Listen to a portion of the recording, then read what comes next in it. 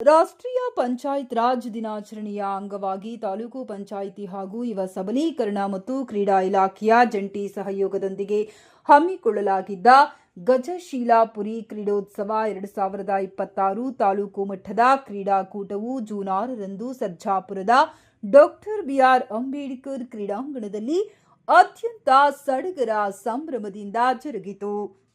ಕ್ರೀಡಾಕೂಟದಲ್ಲಿ ತಾಲೂಕಿನ ಎಲ್ಲಾ ತಾಲೂಕು ಪಂಚಾಯಿತಿ ಹಾಗೂ ಗ್ರಾಮ ಪಂಚಾಯಿತಿಗಳ ಅಧಿಕಾರಿಗಳು ಮತ್ತು ಸಿಬ್ಬಂದಿ ವರ್ಗದವರು ಅತ್ಯಂತ ಉತ್ಸಾಹದಿಂದ ಭಾಗವಹಿಸಿ ತಮ್ಮ ಕ್ರೀಡಾ ಪ್ರತಿಭೆಯನ್ನ ಪ್ರದರ್ಶಿಸಿದರು. ದಿನನಿತ್ಯದ ಕಚೇರಿ ಕೆಲಸದ ಒತ್ತಡದಿಂದ ದೂರ ಸರಿದು ಸಿಬ್ಬಂದಿಗಳು ಕ್ರೀಡಾ ಮನೋಭಾವದಿಂದ ಸಂಭ್ರಮಿಸಿದ್ದು ವಿಶೇಷವಾಗಿತ್ತು.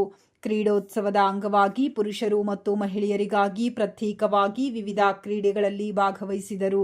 100 ಮೀಟರ್ ಮತ್ತು 200 ಮೀಟರ್ ವೇಗದ ಓಟ, ತಂಡದ ಆಟಗಳಾದ ಕ್ರಿಕೆಟ್, ವಾಲಿಬಾಲ್, ಕಬಡ್ಡಿ ಹಾಗೂ ಶಟಲ್ ಕಾಕ್, ದೈಹಿಕ ಸಾಮರ್ಥ್ಯದ ಆಟವಾದ ಗುಂಡು ಎಸೆತವನ್ನ ಆಯೋಜಿಸಲಾಗಿತ್ತು. ಇನ್ನು ಈ ಕ್ರೀಡಾಕೂಟದ ಪ್ರಮುಖ ಆಕರ್ಷಣೆಯೆಂದರೆ ಮಹಿಳಾ ಮತ್ತು ಪುರುಷ ಸಿಬ್ಬಂದಿ ಇಬ್ಬರೂ ಎಲ್ಲಾ ಕ್ರೀಡೆಗಳಲ್ಲೂ ಸರಿಸಮಾನವಾಗಿ ಸಕ್ರಿಯವಾಗಿ ಪಾಲ್ಗೊಂಡಿದ್ದು, ವಾಲಿಬಾಲ್ ಮತ್ತು ಕ್ರಿಕೆಟ್ ಅಂಗಳದಲ್ಲಿ ಸಿಬ್ಬಂದಿಗಳ ಆಟ ನೆರೆದಿದ್ದ ವೀಕ್ಷಕರ ಗಮನ ಸೆಳೆಯಿತು.